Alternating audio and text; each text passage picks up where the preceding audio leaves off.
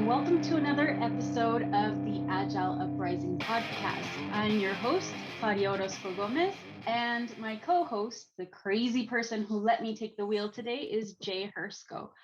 Our guest today is Mike Burrows, the author of Agendashift, Outcome-Oriented Change and Continuous Transformation, among many other classics. Hello, Mike. How are you? Hi. Great to be here. Thank you. How are you, Jay? I am here, and Mike, we are glad to have you yet again. You're going to give Johanna Rothman a run for her money as for most frequent podcast appearances.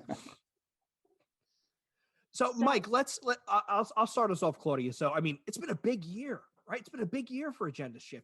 We got the first conference. You have the self-paced learning modules, second volume of the book, which we're going to really dive into.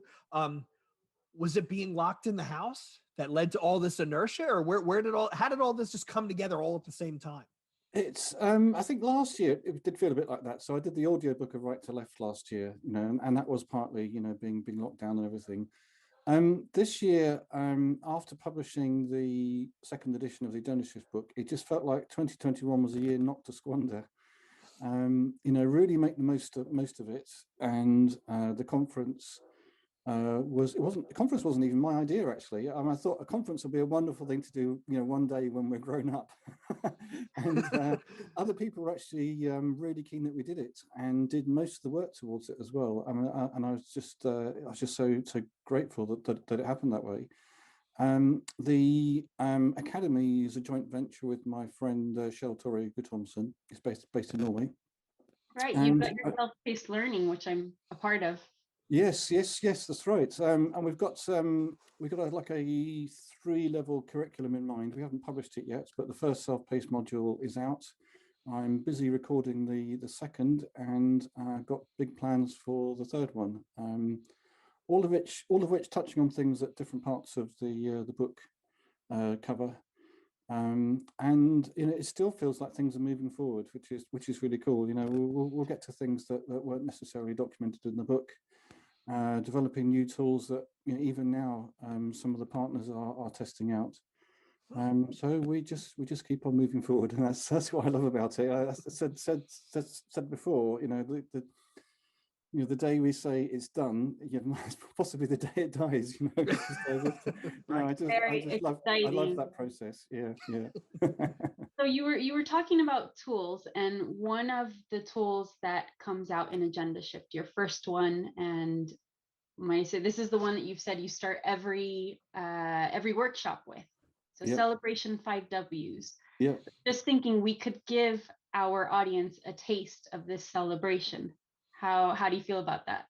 Oh, that's an interesting idea. Yeah, so that's the who, what, when, where, and why of the celebration we're going to have. So we just need to basically work out. I mean, I recommend that people start with iterating a bit between the timescale and what it's about. So the when and the what. And after that, everything is pretty straightforward. So if you've got some ideas about sort of timescale and a rough idea of the what, then we can think about the who. So let's do this. Yeah. For our listening audience, so if you can imagine, this will be available in the show notes. So it's also on the Agendashift website, Celebration 5 Ws. If you can imagine 4 quadrants, you've got who, what, where, when, and in the middle, you've got a circle with why. So Mike was saying we need to start, his tip is to start with the when. So let's think about this podcast. Let's celebrate this podcast. When are we celebrating? So are we celebrating a few days from now when it's released, or we're looking back in a few months' time on how, perhaps how the string of podcasts has worked? How would you like to do this? Love it. Yep. We're celebrating when this is out in the wild and others are listening. Okay, that's good. So that would be should we say a week or 2 from now, and that's the what covered as well. Mm-hmm. So who, what, where, when, and why. We'll leave the when for a bit. So who, what, when. It's much easier with the term for in front of you. Got it. Who's next? So who's celebrating? So who are we going to invite to join us? So who else has contributed to this experience? Who do we think we should invite, because they'll enjoy celebrating with us and be part of taking this forward, perhaps. I think the who is Mike. It would be all of our listeners, right? All the Agenda Shift fans, all the Agile Uprising listeners, everyone who engages with us in Discord, anybody who can find their way to the content. Yes, yeah, good. The where is often an opportunity to have a bit of fun. To give you some examples of that, I did this with it's actually an agency that's part of the Ministry of Defence in the UK. It's responsible for maritime mapping. And I thought, it'd be really cool if we had our celebration on top of a survey ship. Wouldn't that be cool? But they were having a shiny new office being built at the time, much better accommodation than where they were, and they were determined they were going to have it in the atrium of their new building, which is fine. It's their choice. I'm a facilitator. It's not for me to say, where they're going to do it. But we've had some quite fun suggestions about the where.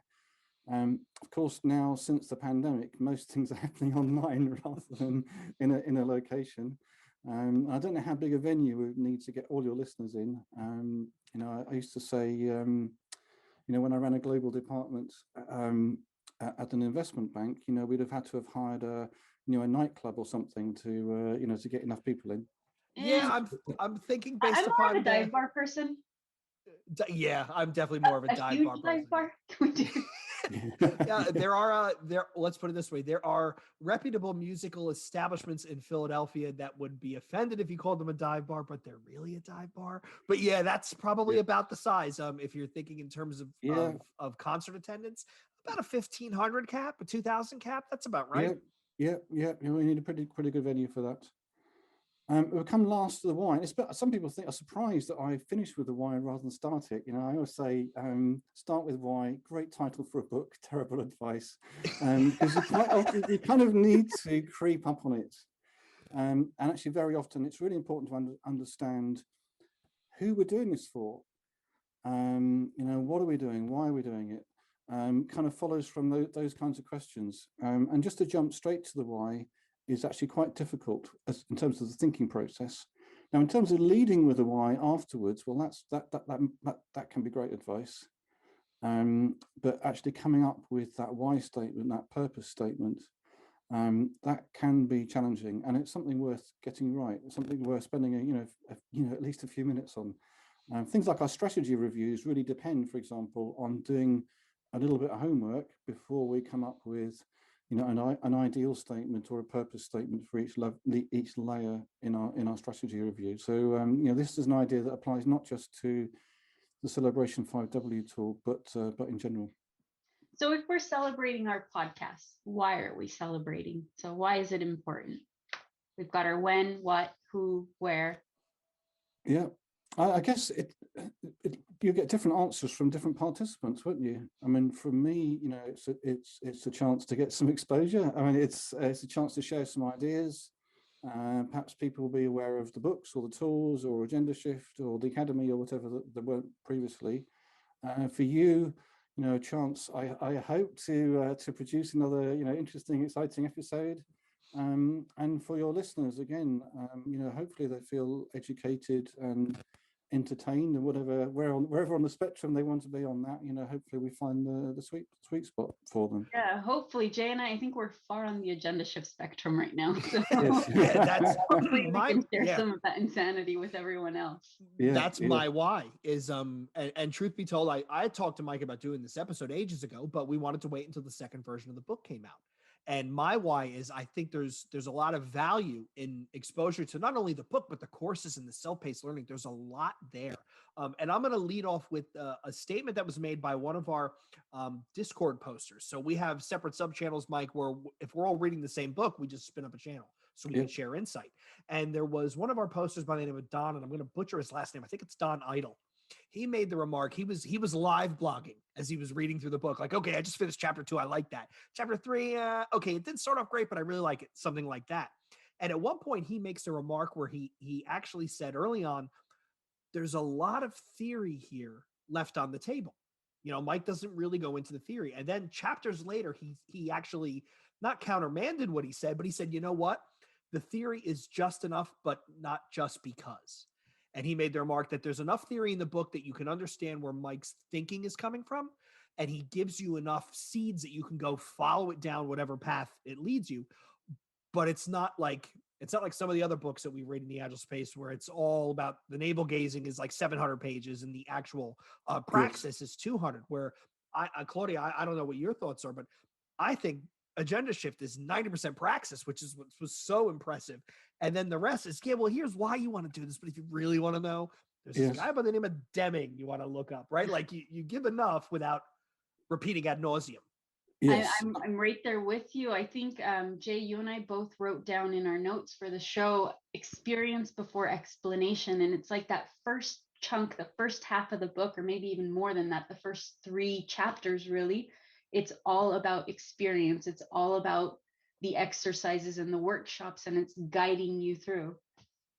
Yeah, I mean, I'd say the first 4 chapters, the first 2/3 of each chapter is really the exercises. Some people describe the whole book as a workbook, and I'm quite happy with that description. But yeah, we certainly have done the due diligence on the theory behind it all, and I think actually the second edition has sort of raises the confidence level of the book, because we know what deep connections we've been able to make with the theory in quite a wide range of fields. Not just the obvious ones like lean and agile. But in dialogic organization development, in complexity, in viable system model, management cybernetics, all these different fields. And we've created something that allows these things to connect in a really nice way with them. Oh, I should mention clean language as well. Right. So I like being like the gateway drug to things. It's not my job to be a textbook for each of those things, and that would just be Mina writing a 1,000-page book. But I do want to make it very clear what my sources are and inspire other people to follow up on whichever of those sources seem interesting to them. So yeah, Agendashift is a gateway drug to clean language. It's definitely true. That was true from the first edition, and it's been true of the community and the workshops. Where I'd love to get to by the end of this year is Agendashift as a gateway drug to the deliberately adaptive organization and viable system model and these kinds of things, and getting people to think a bit more deeply about what organizations mean, how they work, how things scale, and so on.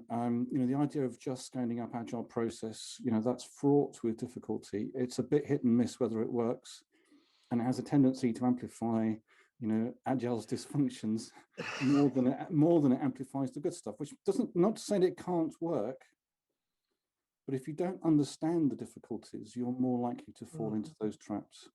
And we're building the tools to understand how that happens and to help diagnose when it is happening and to help you find ways forward. I mean, Agendashift is all about really bringing to the surface obstacles and turning them into outcomes and putting agreement on outcomes before the change, not afterwards. And that completely changes your whole attitude to change when you do it that way around. It's such a simple idea. It's easy to miss that it's a game changer, but it really, really is. We're not starting with a solution and selling it and overcoming resistance to change and all those sort of things. We're starting with the outcomes that we want to achieve, organizing them strategically, working out where we want to start. And then you can see how already that sort of breaks the solutions down, and you can look for innovation from within your teams or look outside to other frameworks and models and so on. I think that's a much healthier model for change, one that's much more sustainable, one that works, in a very obvious way, hand in hand with lean and agile, but no longer is completely dependent on them. It's becoming more and more, widely applicable in its use. Many of the ideas, and we've used them in such a wide range of organizations now, inside and outside of technology. So if I can touch on that, I really liked the way that you approached the question of scaling. So in the book, it's this last chapter, up and down the deliberately adaptive organization. I felt that, well, at least my way of reading it was, this is not about scaling, but about scale. I don't know if I can explain myself. So we can think about the individual, but also the system So not just the way that we work, the way that each person and these bigger groups of people work, but the actual system that encompasses this. So I really like the way that you framed it. That's a really good description, actually. So the way we achieved that is by using a model that is known to be fractal, known to work at kind of every scale. It's the viable system model. So it's kind of the crowning achievement of the management cybernetics community. It goes back to the 70s and 80s. Like a lot of actually great things in the OD space and the system space go back to that sort of time. Servant leadership as well, something else that kind of arose in that kind of time frame. I found it, when people find the model actually quite intimidating. It's a fractal model, and you see pictures of it, with lots of levels in it, and it gets very, very complicated. But I found if I explained it first at team level, and then explained how it scales up, that's actually pretty straightforward. And in looking at not just how the model works, but how the relationship between the different levels work, you get to some of the issues with scaling. So, for example, the issues with top-down versus bottom-up. Right. And can you remove that versus and make that a continuous process of negotiation and adaptation? Then things start to get interesting. But also you can scale it down, and as you say, to the level of people. And in fact, the human nervous system was actually the original inspiration for the model. It's actually started out as an organic metaphor, not a mechanistic metaphor. I really enjoyed looking at it at the level of individuals interacting, and not just for the resonance with the Agile manifesto, but for another great inspiration, which is the Everyone Culture, the book by Robert Keegan and Lisa Hrcsko-Leahy, and thinking about how can our organization actually help us develop as people and as teams. And there's a level between individuals and teams that's really interesting as well, and self-organization, seeing that as something that emerges from our collaborations. And that fits nicely with some other recent work happening in the Agile community, things like dynamic reteaming, Heidi's book, thinking about team topologies as well. So some quite different sources. There's this model that just helps you bring these things together. There's a real richness to it. There was one line that really stuck out to me.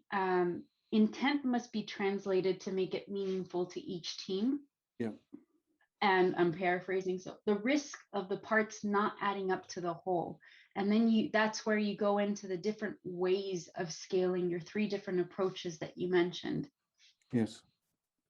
Yeah, well, there are the thing about the viable system model is it describes it's actually in a way the simplest possible model you could have. Which sounds to contradict what I said about it being complicated, but actually it's 6 boxes and some lines between them. And then understanding that it relates, that model describes multiple levels. When I say about as simple as it can be, you've got, 3 of those systems are about, turning intent into action and managing that, making sure that action is coordinated. Making sure that we don't overwhelm the system or underwhelm the system, in terms of how we coordinate, across the people doing the work. You need a system for making sure the integrity is there, that you can trust the signals that you're receiving, that what you think is happening is what is actually happening. And that has biological analogs and inspiration. And then you need 2 levels of, adaptive strategy above that. You need to be making sure that it's actually working. And that's part of that is building a model of yourself or your organization and the outside world. And above that, there's like the big decisions, those big decisions that actually are about who you are, what your mission is, your purpose, all those kinds of things. Very easy to relate agile practice to that sort of 2-level thing. You need to regular reflection on how things are going and regular planning on where we want to go. But you need to remember to step back properly from those from time to time with things like retrospectives, but even stepping even further back than that, things like open spaces and strategy reviews and all these kind of things that they're pretty essential as well. Where you get to is a model for real model for autonomy. instead of strategy being something that happens to you, as is the case for too many agile teams, it's something that's actually the focal point of what it is we do as a team.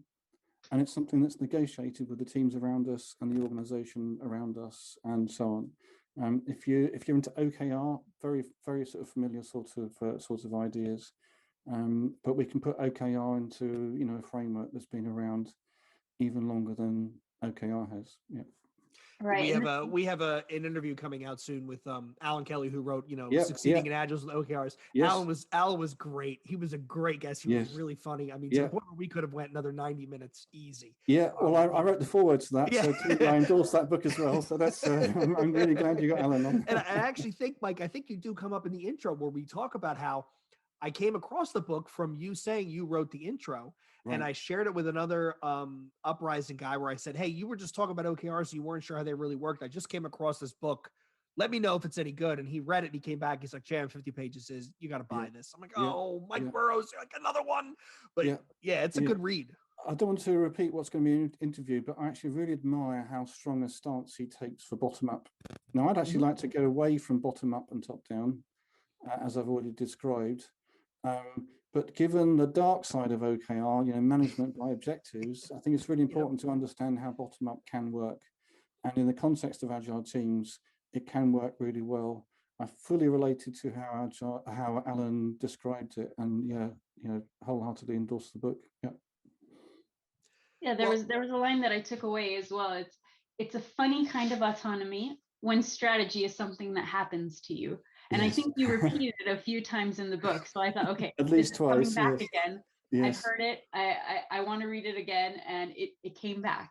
Yes. So how did that come about? Is it your observations? Is it your interactions?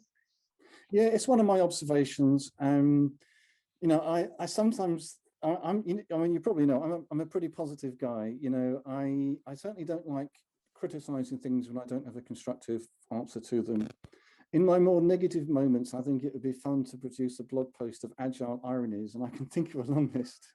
But we'll write it down. It's one of our options. Yes.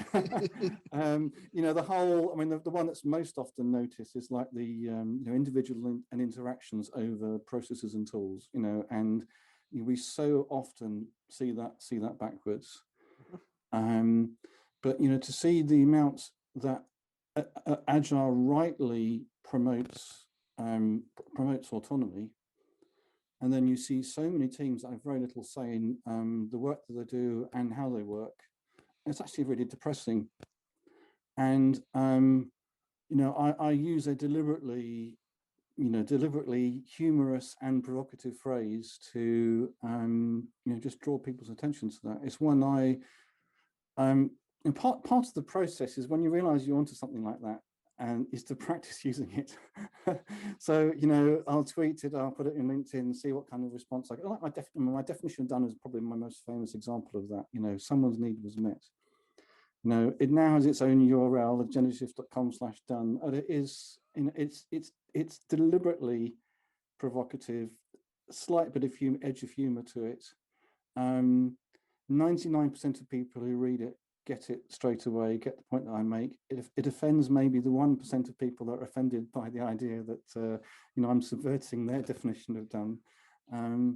But there's some important points to be made. There is so much dysfunction out there.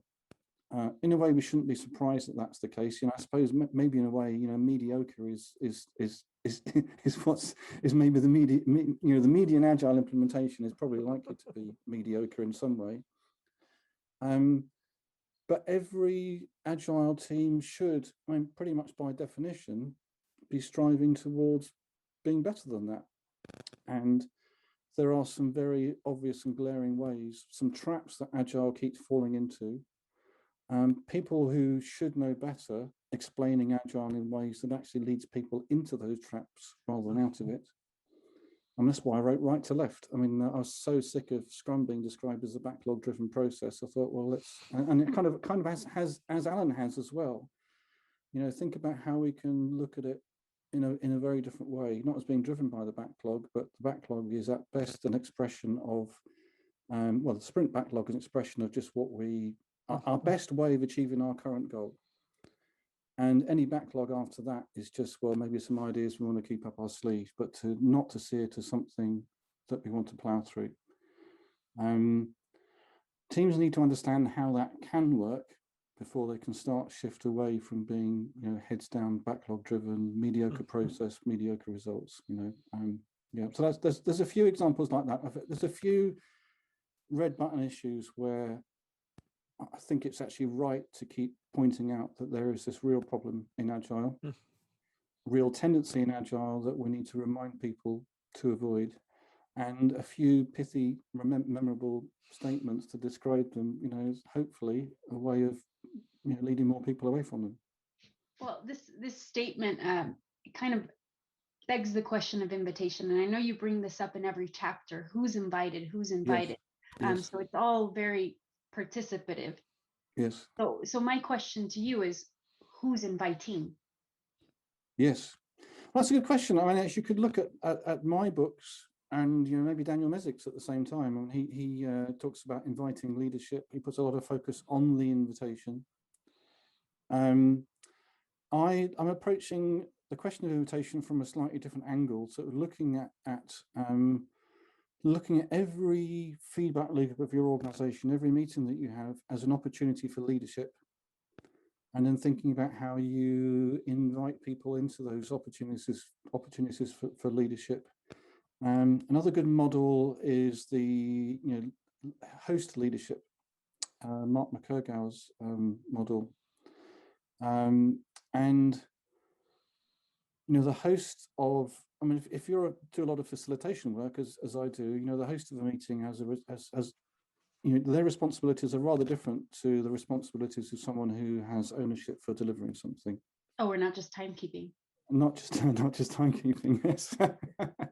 And seeing yourself as the host for some great conversations, one in which you are deliberately not prescribing the outcomes, and Agendashift provides you with lots of ways for ensuring that happens.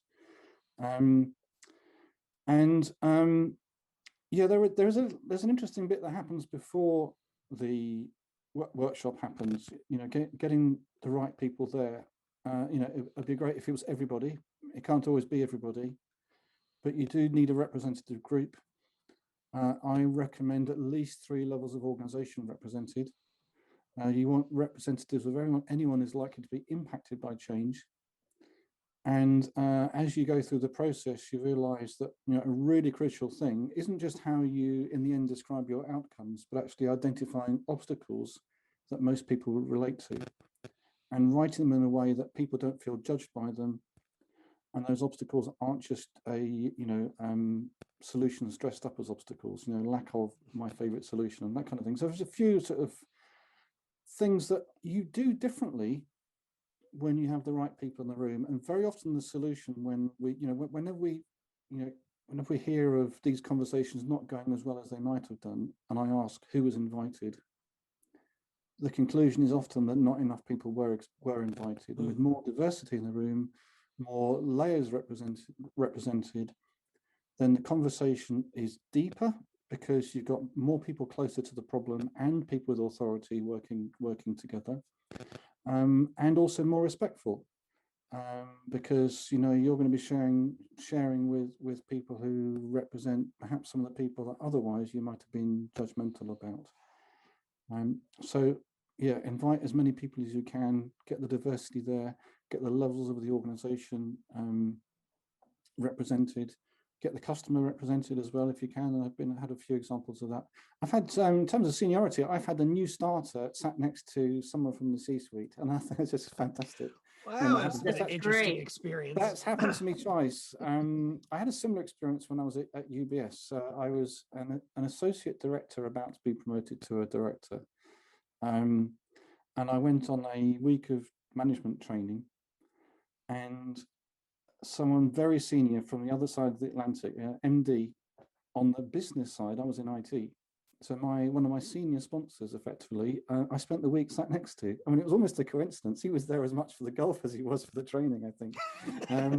But it was just great to have that opportunity to learn from him and get to know him a bit better, and understand the needs of the business a bit better that way. I mean, that wasn't the focus of the week, but it kind of rubs off, and it's always good to when those opportunities are created. So I wanted to, you're talking about leadership and you're talking about having the right conversation. One of the things that resonated for both Claudia and I, and we even talked about it when we did the debrief for the class we took, is, you joke about Agendashift being the gateway drug to clean language. You call out quite frequently the traps that we can fall into when we use words to describe things, and the emphasis of, avoid jargon, tribal shorthand, Yes. Scarcity language. These are things that I mean, almost Claudia and I talked about, almost your lizard brain kind of picks up on. I probably shouldn't use this, but when someone puts it out and says you can't use the term, wisdom, right? Or give me a WYSIWYG editor. Like, how often in IT we use these terms that we just assume that everybody knows them, and that leads to a suboptimal solution. Yes.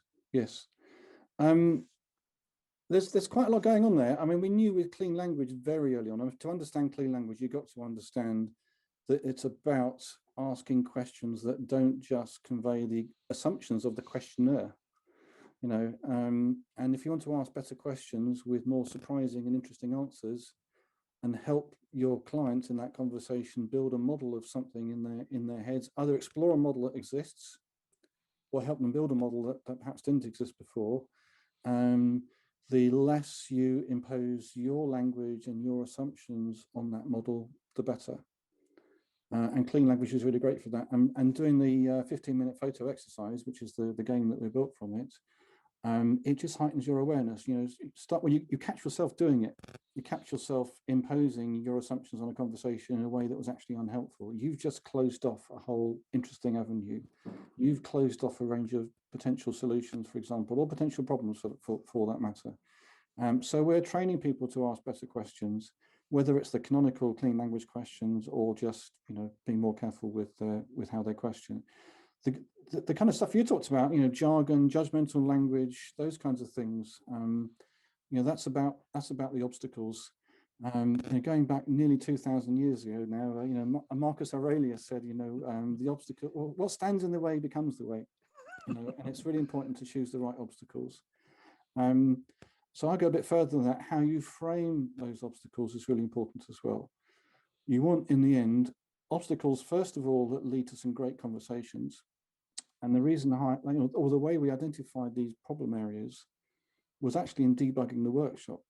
I was very fortunate. I did a workshop in Berlin. I think it was 2019. It was before the pandemic. And for one group, the 15-minute photo exercise didn't go as well as it normally does, and I was really curious to know why. And actually, so were the people at the workshop. And it was a workshop of practitioners. It wasn't a client workshop. It was a deep dive workshop. People were there to learn. I was there to learn. I always learned a lot in a deep dive workshop. And it was a 2-day workshop. I was really quite bothered by it.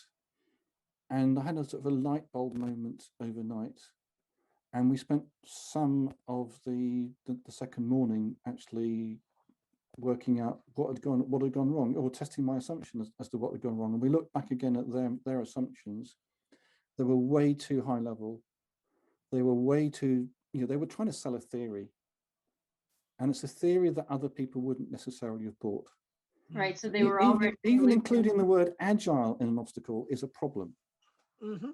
If the people in your organization don't know what you mean, don't necessarily buy into the theory, then even using a word that to you might seem harmless, agile, can be a problem. And actually what you're not doing is identifying the real issues that you're trying to overcome. Describing lack of agile or lack of agile mindset or something like that as your obstacle doesn't help you one bit. In fact, it hurts you, not helps you. And it's so hard to get that right, isn't it? Yes. We went through these exercises, or I'm actually going through them in the Leading with Outcomes. We've got that 15-minute photo from obstacles to outcomes. So in the language of Agendashift, it is really hard to frame that correctly. The lack of, it's just an easy go-to. Lack of agility, lack of capacity, lack of there are everyday problems. Yes. So how do you guide people towards reframing those? Well, like you say, it's easy to say lack of this, lack of that. I mean, I knew this even, how many years ago is it now? 7 years ago, when I published Kanban from the Inside, I talked about lazy language. I talked about lack of being a lazy language. So I've always seen that as a thinking trap.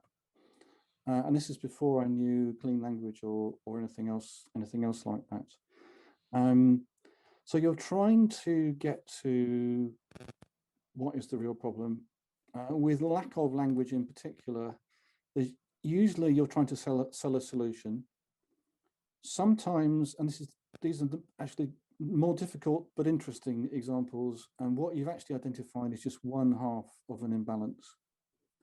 So when people talk about lack of money, lack of time, lack of people, lack of this, the solution lack of is that, we get more budget, we throw people so the at the trick is, well, problem, and we solve it. So what's the imbalance going on here? So or lack of quality. I mean, you're right, sometimes this is hard.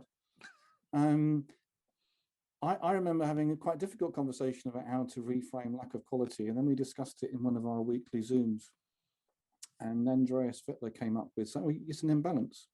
It's an imbalance between what you're producing or what you're capable of producing and people's expectations. Whether that's your expectations or your customer expectations, and you're beginning to get some things that you can manage. And you can look at, well, what are we pushing too hard that means that poor quality is the result? So you start to go down a level of detail, start to find some, potentially some other obstacles that you can tackle more directly. And in the end, you want to find some obstacles that if you were to solve those, it might not solve the whole problem, but it's predictive of fast progress towards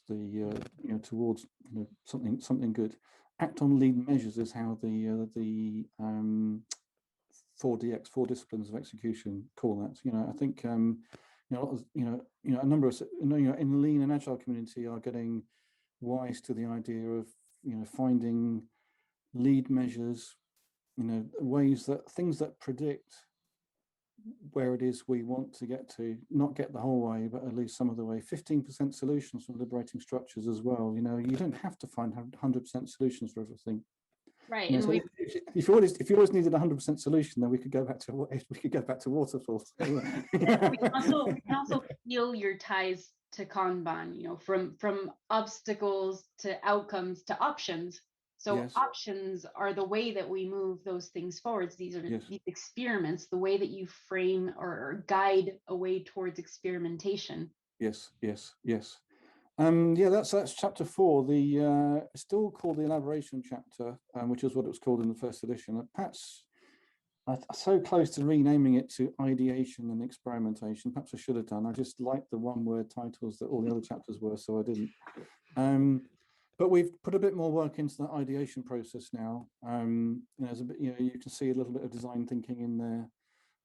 You can see what I just said about using indicators of success, measures for success, actually as fuel for the creativity process. Things like liberating structures, 15% solutions as well, another good idea for in there. You don't have to find the big solutions. In fact, having lots of small solutions and having conversations about them, juxtaposing things, seeing what happens when you mash ideas up and so on. This is all good ways of getting, rapidly generating lots of good quality ideas. Well, some of them might be poor quality ideas, but you'll quickly get to some good ones. So we're coming up on time here. Jay, I just want to give you a chance to ask another question. I think the interesting part for me. So again, I've taken a bunch of your classes, Mike. Claudia's taken it with me. You put a lot of emphasis on leadership, right? Yeah. And there is a lot of opportunity there. We talked about all the levels, getting the right people in the room, whatever. How do we, as practitioners, right? How do we identify when we're getting the wrong type of leadership, and how do you gently correct it? Yeah. So that's actually something the viable system model does.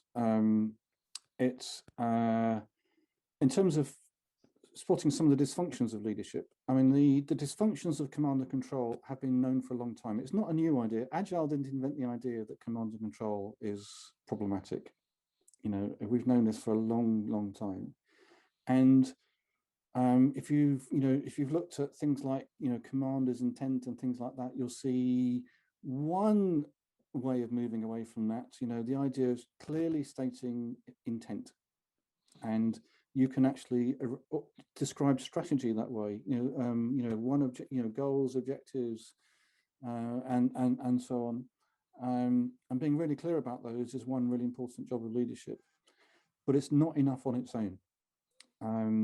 You do have to pay attention to what is actually happening, you know, even though you, to the extent you can, not prescribe that. And that's all part of the trust building process. You know, between levels in the organization, there needs to be trust that what they think is happening is what's happening, and that works both ways. Looking up, you want to be confident that what you think is the strategy really is the strategy. Where we're going is right, you know, where we want to be going. Things like retrospectives, you know, digging deep into, you know, aspects that may be of concern, you know, may just be areas where we've got, you know, a positive opportunity for development. So this trust building aspect is important. And there's this calibration aspect as well, making sure we've got the right amount of focus. And that's something that's actually more dynamic than you might think. You know, there are times when you need to be utterly focused on something, either because the opportunity is just huge and you can't afford to waste the opportunity, or because you're under threat and you've got to be very careful not to be distracted if you actually need to be, you know, dealing with a crisis. Other times where we want lots of innovation and we relax the constraints and let, you know, 1,000 flowers bloom. There's time to let our hair down, have a party. It's Christmas, you know, whatever. So, you know, that and you know, things like changes in policy sort of fit in over as well. This is just sort of gently tweaking the dials. It's not directing people, telling them what to do. It's not micromanaging them, but it's making sure that the system is running in the way that it needs to in its current context. All of that, you could also, in terms of a model for what's good in leadership. So all these things in Viable System Model, they really do help you highlight the dysfunctions. But for a good model, I do love servant leadership still. You know, the Greenleaf book I've read multiple times. I will read it again. You know, another great thing from the 70s, as I said. But I describe it in 3 bullet points. You know, you're connecting people to purpose. You're listening to obstacles and removing the obstacles that you should remove, and you shouldn't remove every obstacle. That's disempowering. And you're nurturing the next generation of leaders who are going to do the same thing. You know, it's actually, I love it. It's a sustainable process. What we're trying to do here as well, too. Yes. So if we're tying this back to our celebration. Yeah. So there's a question and there's maybe a phrase that comes up at the end of the book. Where do I start? So we've got our listeners thinking about Agendashift, thinking about these exercises, about how you tie it into the system and how you can think about scale with Agendashift. Yes. Where do I start? You can actually start in multiple places, and I was very careful in the second edition to draw that out, because in the people read the first edition, you know, a book in 5 chapters, and you know, in a very logical sequence. And although that was never the intention, you know, some people thought, oh, it's a 5-step model. And I was just horrified when I realized that that's how people were understanding it. So there are a number of places to start. So you can start right at the last couple of chapters and think about organization and dysfunction, and then start to think about how you would turn that around. I know people that have started with things like change ban. So how do we organize our experiments? How do we get the right number of experiments going at the same sort of time, and then working upstream from there to things like how do we frame them, hypotheses, A3, and those kinds of things. Between the first 2 chapters, so we've got the high level one, discovery, and the more detailed one, exploration. So high level one, that's things like Celebration 5W, which we talked about, our True North exercises, things like that. In exploration, we've got things like the assessment tools. And we've got a new one coming this year, and the strategy review. So digging down, really making sure that we are identifying and prioritizing the right issues. Now, it turns out that you can do those in either order. Now, for me, the logical way to present it is high level first, dig down into the detail. But some people find actually it's so much easier to start with the assessment, get a sense of how things are. And then we can, as I said, with strategy, step back to things that are more about purpose and values and identity and things like that. And there is actually a very strong case to be made for doing it in either in that wrong order. It turns out to be very, very good order. So kind of at the end of the book, I kind of invite people to think about where they would like to start, where there's the opportunities to start, recognizing that different people have different authority as well. But wherever you work in the organization, you should have the opportunity to try at least something. I encourage people to think organizationally. I do recognize that a lot of people, even in coaching roles, I kind of find themselves stuck in their teams. There's a bit of a glass ceiling that agile coaches sometimes find it very hard to break through. I'm fortunate. I'm usually brought in a bit higher level on that. Come in via the strategy door, as someone once said.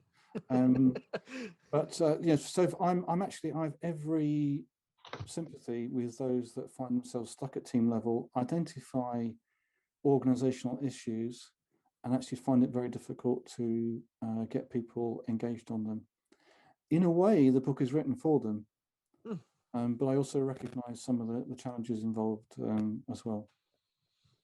Right. And that was a very dirty question on my part, or unclean question, because I actually did want to stress or I shouldn't say stress because that's going to be in there, but one of the last lines in your book is, don't stress about where to start. If the process will be continuous, you can have as many beginnings as you need. And I just thought that was such a beautiful way to end the book of Agendashift. It really does give the mindset. It really does give the feel for how you can go from obstacles to outcomes. So Mike, sorry, go ahead. No, I'm just saying, I'm really glad you picked out that phrase. It hopefully means I've succeeded in writing the wrong impression perhaps given in the first edition. And I'm glad that there's a mindset there. Some people call it toolbox. I used to react negatively to the word toolbox, but I don't anymore. As long as it just say it's a toolbox with attitude. As long as you realise that it's putting agreements on outcomes before solutions, I'm happy for you to use whichever tools work for you to start wherever you are happy to start. That one thing is a game changer. Understand that, then you'll do well. Yeah. Great. So we want to give you a chance to share any upcoming events or any shout outs. What would you like to share, Mike, with our audience before we let them go, and how can they get in touch with you? I think my next workshop's possibly too soon in terms of, I don't know how long it's going to take you to get this out, but 6th and 7th, I think it is, of July, I've got my next online workshop. That's too soon. Yeah. But if you go to the events calendar, you'll see other. He's got your calendar in his, so yeah, he'll let you know. I've got some, I think, for me, obviously, a lot of my time is spent on things that are currently under development. So outside in strategy with outcomes will be the next self-paced learning that will be out in late summer, hopefully. I'm quite pleased with how that's going. Still some work to do, but that's going well. And then the deliberately adaptive organization, I really want that to have legs. The transforming with outcomes, that succeeding with outcomes, those are going to be the self-paced and interactive modules to go with that idea. And we are now just beginning to test a new assessment tool for the deliberately adaptive organization. Yes. A really super gentle way of getting into the viable system model. It's not teachy at all. I mean, if you know how the Agendashift assessment tools work, they try hard not to be teaching tools. They help people to get to real issues, and then the theory can come afterwards. But the structure is very important. The kind of questions that we ask are important, and we're now, because it's an organizational tool, we're actually looking for clients, organizations now that will be willing to help us test it. So that's going to be, some of that's happening now just in private amongst partners, but we'll be making some announcements soon, about the the early availability of that tool. Right. So this is all exciting stuff. And I think Jay and I can both encourage our listeners to be curious about Agendashift. There's so much going on there. It's, I think one of Jay's current favorite words is praxis, but it really is. There's the exercise behind it. So we want to thank you again, Mike Burrows, the author of Agendashift, Outcome-Oriented Change and Continuous Transformation. We want to thank our listening audience. If you've enjoyed this episode, give us a review, a rating, or leave comments on iTunes, Stitcher, your podcasting platform of choice. That's a tongue twister. It helps others find us. If this is your first time tuning in, I didn't scare you away completely. Subscribe to our podcast. If you like to join the discussion and talk about crazy agile journey stories, join our coalition agileuprising.com. You can join us on the Discord server. And finally, support from our listeners helps us cover hosting and productions costs. So you can see in the show notes how to become a Patreon. Until next time, this is the Agile Uprising podcast, signing out.